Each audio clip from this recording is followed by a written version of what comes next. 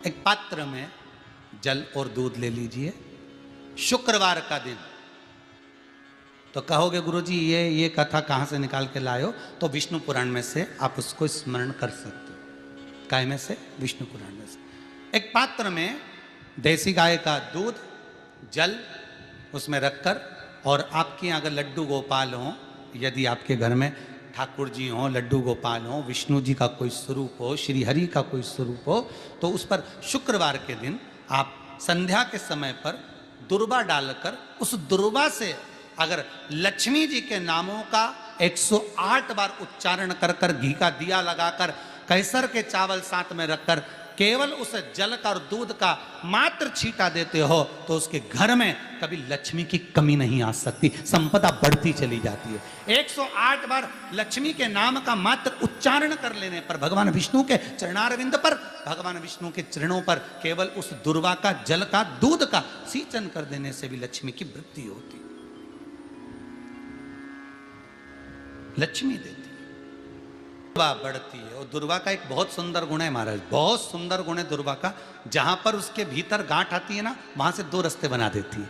बोलो बनाती कि नहीं बनाती? कभी दुर्वा देखी होगी आपने।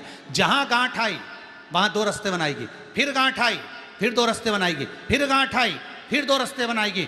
दुर्वा का क्रम ऐसा है कि हम भगवान को दुर्वा क्यों देते हैं, उसका कारण यह है कि मान लो हे परमात्मा, हे शंभु, हे गणेश, हे प्रभु नारायण, अगर मान लो मेरा एक रास्ता चलते चलते गांठ पड़ जाए, एक रास्ता मेरा बंद हो जाए, तो वहां से मेरे दूसरे रास्ते खोल देना। इसलिए दुर्वा भगवान को समर्पित करी जाती है। दुर्वा को समर्पित करने का क्रम ही यही है कि मेरे मार्ग खुल जाए, मेरी राह खुल जाए, मेरा मार्ग चारों तरफ खुलता चले। दुर्वा नीचे की ओर चलते चलते मार्ग खोलती चली जाती है।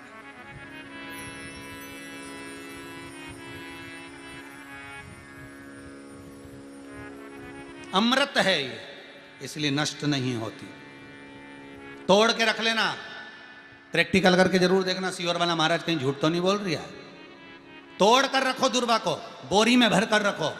4 साल 6 महीने 8 महीने बाद सूख जाए, बेकार हो जाए, उसके बाद भी उसको खेत में, बगीचे में कहीं ले जाकर पटक देना। 8-15 दिन पानी देना, देखो फिर वापस वही हरि की हरि होना, वही कहीं ना कहीं से स्फुटित होते फिर आगे बढ़ना चालू कर देगी। उसका तत्व है अमृत, वो अमर है, मरती नहीं, फिर चालू हो जाती। शिव कहते हैं यही अमरता है, यही अमरता है कि दुख आया तो मरने की नहीं सोचना है। तकलीफ आई, कष्ट आया, रोग आया, बीमारी आई, थोड़ा सा तकलीफ आ गई, थोड़ी बीमारी आ गई, थोड़ा दुख आ गया, तो ये मत सोचना मैं मरना है। नहीं नहीं नहीं, अभी तो और जीना है।